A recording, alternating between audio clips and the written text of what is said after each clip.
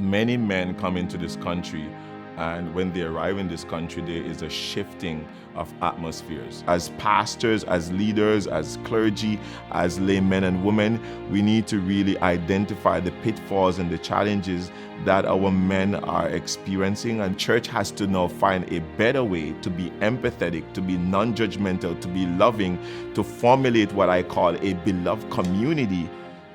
There is a role, but the role also comes back to the church, because the church is supposed to be a hospital, but a lot of times the church becomes a prison. Especially from a, as you said, a West Indian perspective, the church expects you to be tough. The church expects you, of course, not to cry. The church expects you not to speak. They say you should suck it up. You know what? Society has somewhat just discouraged us. They say we should man up and we should be strong and this is what you need to do, rather than actually coming beside the man and saying, okay, what is it that I can help you with? Mental health is the church's business, because what is it that the man is experiencing? And how do you, of course, journey with that man to help him to find the answers to cure his soul that is burdened, the problem-laden soul that is. It's been quite a story. Primary caretaker of my senior parents, and we literally moved to Durham 2 years ago. And coming into Durham, my father lost his mind. You know, my father's old school. He's a man's man. He doesn't cry, and to have him holding his head every night, sitting on the stair, crying, saying he doesn't know why these thoughts are coming into his mind. I stigmatized my own father. You know, I was like, can't you just turn the madness off? Without understanding the depth of how pain and trauma can lead to things being unresolved and manifesting in behaviors that aren't conducive to what we consider as stable mental health. We got to learn a lot about my father's trauma. I never knew my father suffered such trauma from the age of 6. So I had no relief. Like it was 7 days a week, 24 hours a day, because I had no help. All I had was God to keep me anchored. You know, he was my strength in all of this. And I just kept saying, I have no clue what I'm going through. I have no clue how to deal with it, but I trust you.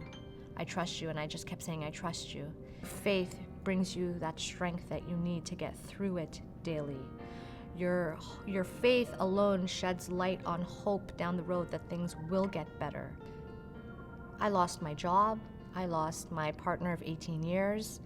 I lost my father on some levels. I lost my family support.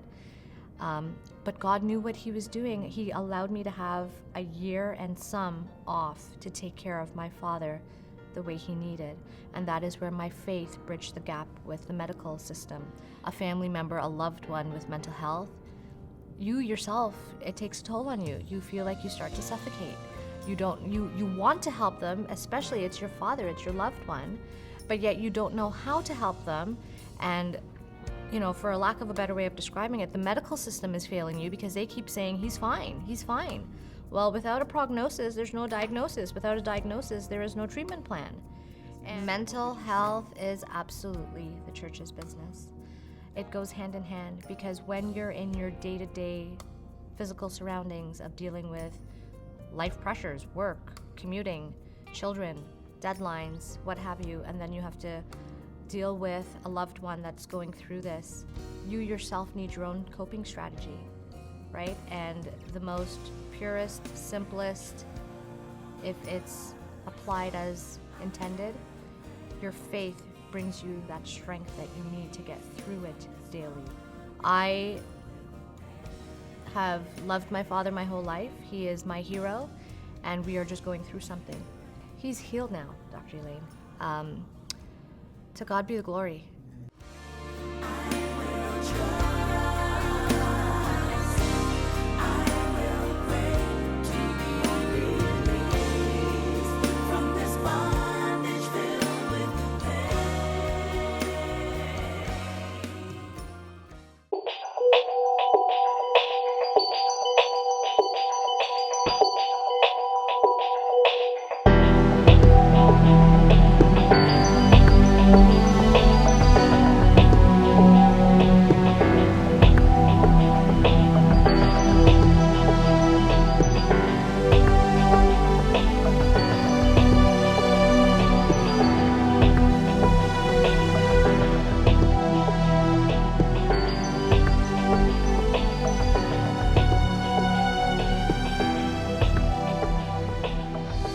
We as the church have to recognize that we're not immune to illnesses around us. Mental health is one facet that it absolutely needs to be involved in. We're finding that people of faith is not exempt to the larger society.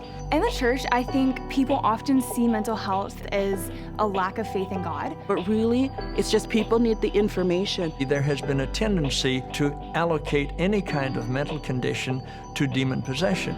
And it makes you put up walls, lots and lots of walls. They're not educating themselves to deal with certain situations like this. The Bible has so much to say on the topic of mental health. The church is part of the equation in terms of helping people. The church needs to understand that mental illness is not a death sentence. The church is supposed to have the answers. If the church does not take up this issue of mental health, who is going to? The church can actually be part of the solution.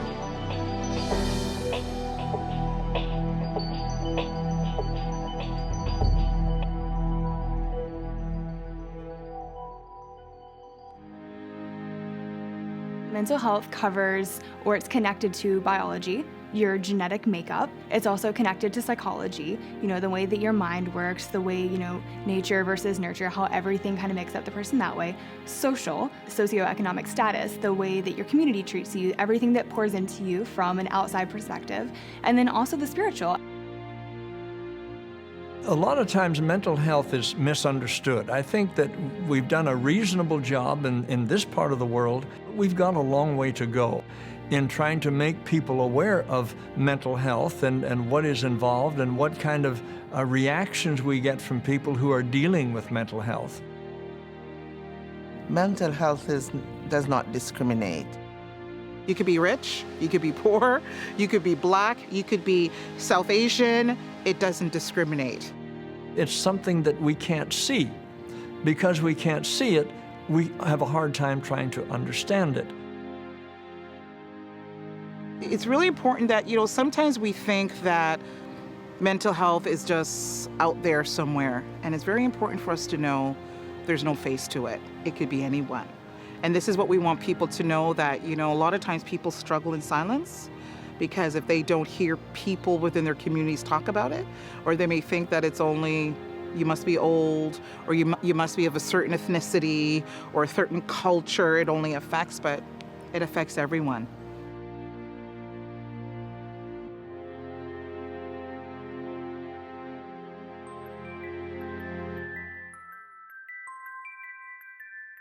I came into diagnosis of having a major depressive disorder after having my daughter as an adult.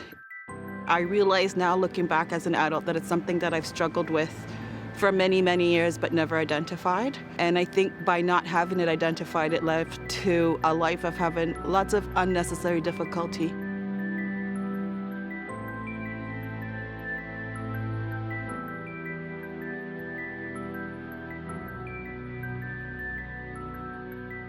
My experiences growing up were not the best, as we would consider it in the Western world. I've gone through molestation, sexual abuse, mental abuse, emotional abuse.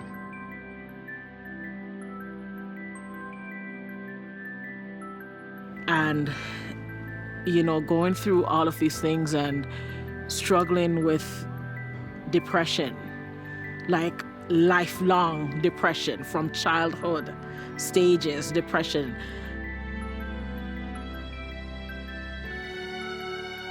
And not feeling, it became such a part of me that I felt it was even natural.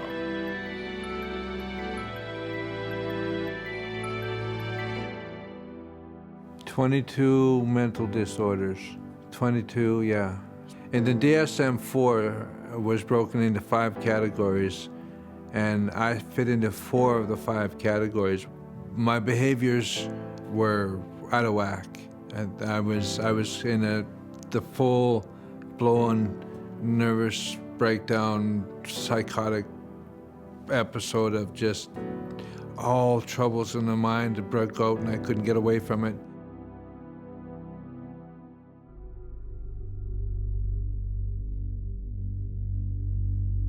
Suicide rates are at the highest we've ever seen. Depression, anxiety are rampant across all age groups, all ethnicities, all different walks of life. I had a cousin who committed suicide because of he had mental health issues, and we didn't know. You know, last year he walked in front of a train.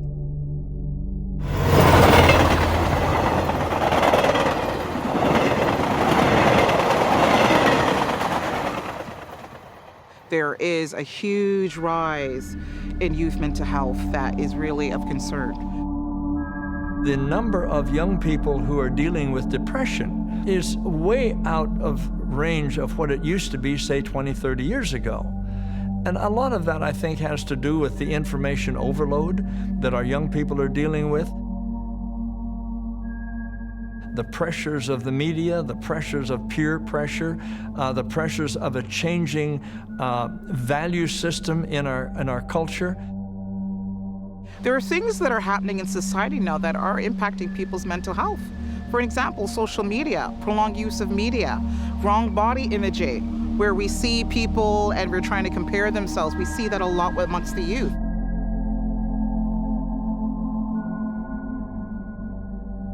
Even the way we're working more in isolation. Once upon a time, people used to go to the office. Now more and more people are working in isolation, working from home, working remotely. Believe it or not, the lack of community and connection can actually impact the way people are feeling about themselves. Mental health may not affect us now, but if we add in all these ingredients and not deal with any of them, it could absolutely impact anyone. Mental health and physical health are not all that different. And I think as a society, we're starting, thankfully, to equate the two, which is very good. It's also important that the church is able to do that, to see that, okay, you know what? There is a spiritual component to our bodies, but there's also a physical component. And mental health is not that different from physical health in where that we need professionals to help us in those areas. God has now provided physicians with the ability to heal or to provide surgery for your physical being. He's also provided gifts and talents to individuals like myself, who is trained to be a psychologist, to provide the healing necessary for your mental health. From the church's perspective, it's kind of been looked at as a spiritual, and not to negate that, but there's also some very biological and physiological reasons for mental illness. Now, in the church's context, sometimes these cases have been seen as spiritual. So the person who's experiencing it now is often not getting the kind of support they need for them to go and get other types of interventions. Because we don't know enough about mental health, and we're inclined to compartmentalize people's conditions and miss the fact that these people are dealing with issues that we've never even considered. So I think it's easy for churches to get lost only on the spiritual issues, which are absolutely very important, but we are also physical beings, so our physical health is also important, and that can even translate into our spiritual health. And if we don't take care of both things, your physical health as well as your mental health, you cannot be whole, and you cannot experience whole healing unless you have that. I think if you leave out the spiritual side of man's character, you're always going to come up short-handed in trying to deal with the whole area of mental health. And that's something where, secular universities don't look at that, but also the world kind of pushes spiritual out, but it is the fourth component. It is part of the person. And so within the church, when you couple mental health and the church together, it's the perfect pair for healing properly. Church is a place where people come to when they're in need. Sometimes it's spiritual need, sometimes it's physical need, sometimes they need food. I mean, the benevolent role of the church is a role that goes back from the very beginning of the church.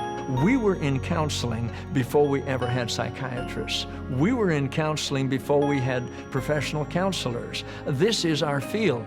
The church, to me, is important to take up this issue, not only because it has an historical legacy, but also to continue with it.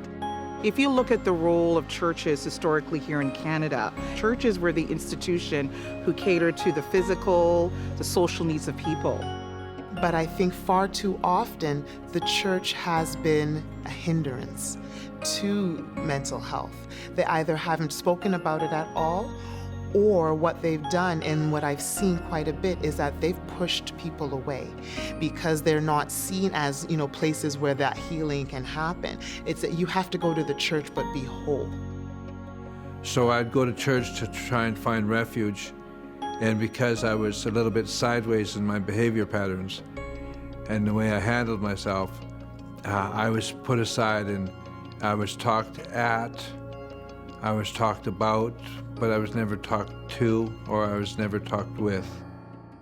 When in our culture, everything that happens is always hidden. You are not encouraged to talk about it, to share about it. You don't want to hurt people's feelings. You don't want to make people look bad. So you don't talk about it. I think the dialogue is the biggest thing. A lot of times the churches do not even speak about mental illness. A recent survey last year said that across North America, 49% of people in congregations have never heard their pastor speak once on the topic of mental health. They're able to talk about, well, if you're sick, come for your deliverance. And when they talk about sick, they talk about sick in body. Come for your healing, come for your deliverance. The church's approach often has been silence, unacknowledgement, stigma, and not really considering the real impacts of mental health on people. We think that, we clap hands and we shout and everything will go away. Denial is not going to push it aside or let it not happen. So we have to constantly, talk about it. Education is the key, not ignorance. And I think what's been happening is that the churches are remaining ignorant. And I'm not saying this to be rude, but what I think is important is that the churches also, and the pastors, also have to be educated on this is what mental health is, this is what mental illness is, this is also what the church can do. When people have challenges and they need help, some of the first people they go to, it's not their doctor. It's often their pastor, their clergy, whether it's their imam, etc. It's so important that pastors learn the basics of mental health so that they can help equip those on their team, in their church, to help people that some, frankly, are in very dire situations. The pastor themselves have to try to maintain a balance in their understanding of mental health, their understanding of what's going on in their parishioner's life, let alone what's going on in their own life. And if the churches are not equipped in terms of being able to provide solutions to people who they're seeing on a day-to-day basis, a weekly basis, we failed. And there's also a stigma around health and mental health within faith communities that we're saying we want to break that.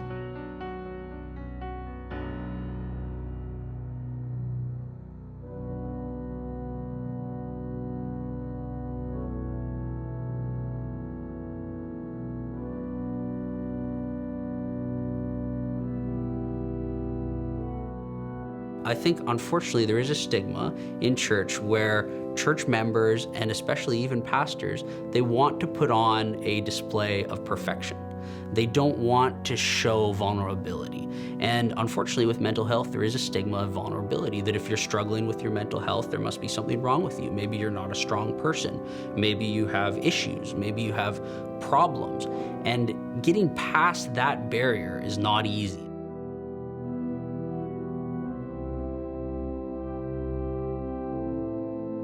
Unfortunately, there are churches that are not part of the healing, they're part of the hurt. So they also stigmatize these people to feel that their faith is not strong enough. You need to pray and fast more. You need to read your Bible more. So there's something really wrong with you. I think one of the keys here in trying to remove the stigma is education.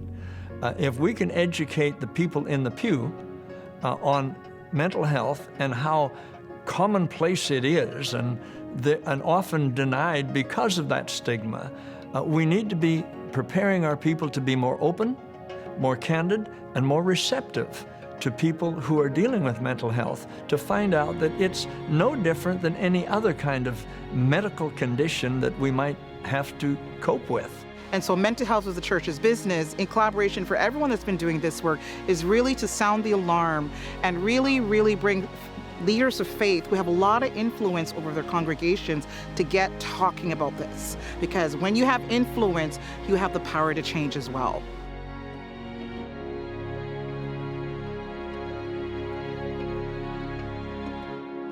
In academia, faith or religion or certain branches of spirituality is seen in a very negative way. So if you're a Christian, for example, it's very difficult for you to speak about or practice your spirituality openly because you are stereotyped. Once upon a time in therapy, spirituality was considered psychosis. It was considered something that was not part of what the therapist would want to incorporate. But more and more we're finding that in order to bring healing and support to people, this really needs to be brought into therapy models. Faith is absolutely important when it comes to mental health and mental illness because faith is a part of the individual. And if we're not taking the whole individual into account, then what we're doing is actually stunting this person's healing. Much of what the secular counseling world is using in their care for people really comes from the Bible. It's Bible-based. However, if that connection is not made in the process of dealing with people who are dealing with mental health, there's going to be some areas that are left out, and there's going to be blanks in the minds of individuals. We are, in fact, after all, spiritual beings, and that dynamic must be considered when we're doing any kind of counseling.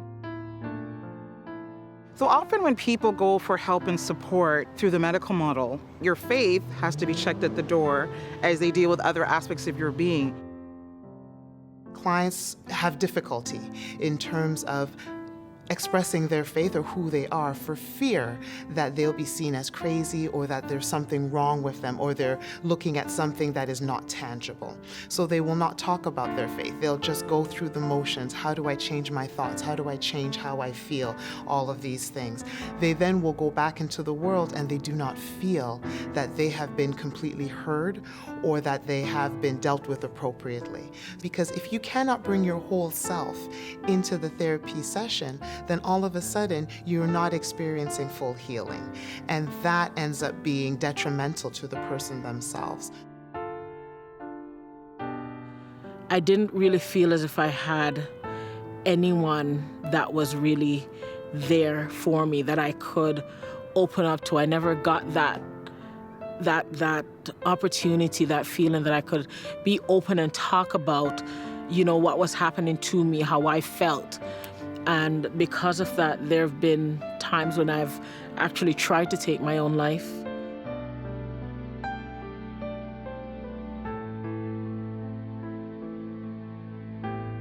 A lot of times these clients are using their faith to punish themselves. I am not good enough. I'm not a strong enough Christian. I'm not praying enough.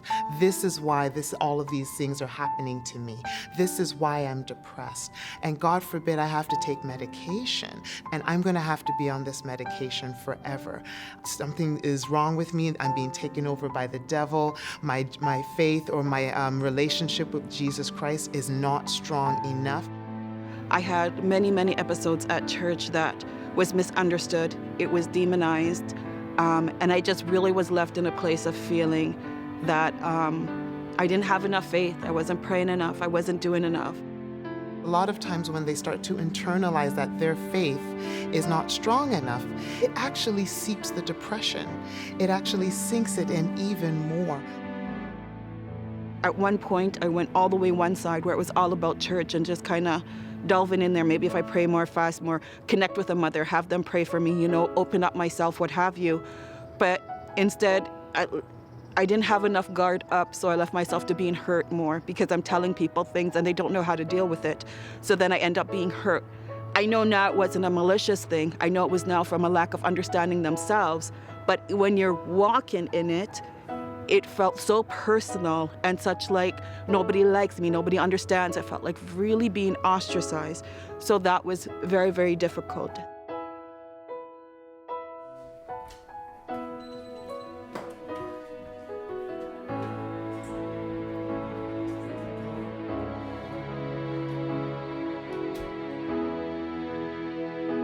Oftentimes, when you're dealing with mental health, one of the big things in terms of support is gathering, the fellowship.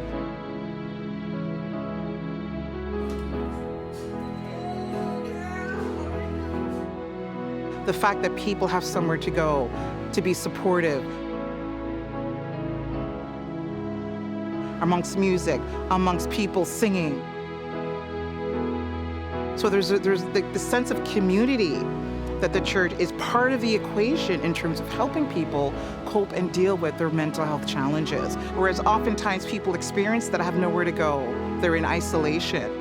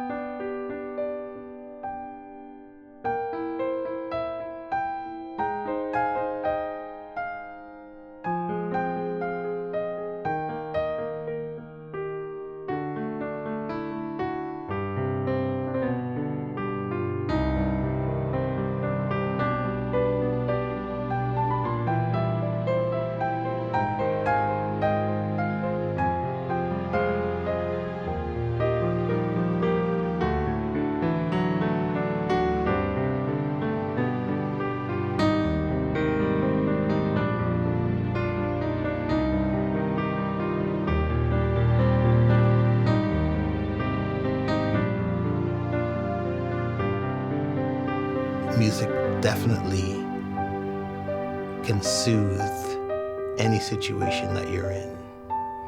There are certain songs that automatically comes to your mind to say, okay, let's play this, or let's sing this, or let's do that, you know? So definitely therapeutic.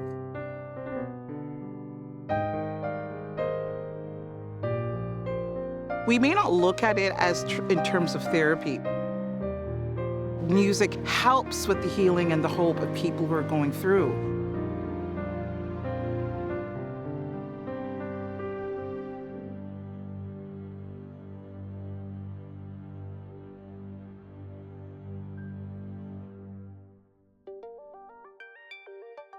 You go to church to provide that healing through community, through being able to speak with like-minded individuals who understand your faith and hopefully understand your struggle as well. And that for me is the most important piece. But the churches also have to be on board. So by really bringing in mental health as the church's business and bringing in the resources, we're able to provide a balanced perspective and centering faith and let people know they matter and that there's not the stigma around their belief that if God hears that I'm taking some type of medication, I no longer can live out my faith. We're here to say you absolutely can. And just as you may be dealing with diabetes, hypertension, and all these other things, so there are some people in our congregations also dealing with mental health. And I think when we become familiar with mental health, what it is, what causes it, what things can be done to prevent it or at least to facilitate healing in this area, then the congregations and the pastors together are able to be comfortable working with people with mental health. And once we start talking about it as you're doing now, people will come forward. Then the blinders are lifted, and now we can have open discussions on them. Now pastors can talk about mental health from a biblical worldview in the pulpit. Now pastors hopefully can refer their church members and congregants to the right places to get good help that is Christian, but also professional. Pastors for sure are starting to see that this isn't just a need that's outside of the church, it's a need that's in the church. The church should be the hospital for our spirit.